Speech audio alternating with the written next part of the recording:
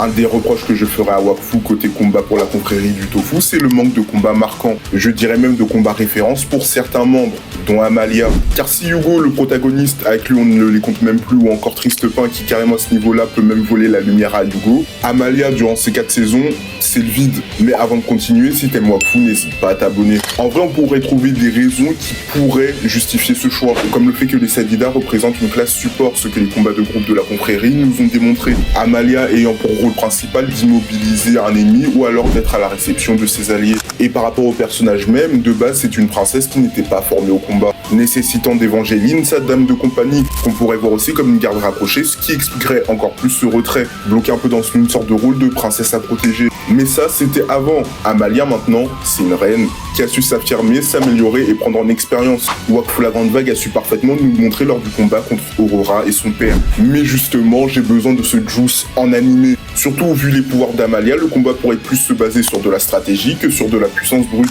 Donc parmi toutes les excuses qu'on pourrait trouver, Ankama par pitié lors de la saison 5 de Wakfu, offrez-nous ce combat référence d'Amalia, bien évidemment qui aurait un apport pour elle. Surtout avec Harbour et ceux qui l'accompagneront, il pourrait y avoir quelque chose d'intéressant. Donc on verra bien si la dernière saison a quelque chose à nous offrir à ce niveau-là. Bien sûr, un combat signature n'est pas obligatoire, mais dans Wakfu, ça nous a déjà été montré que c'était un très bon moyen de mettre un personnage en avant.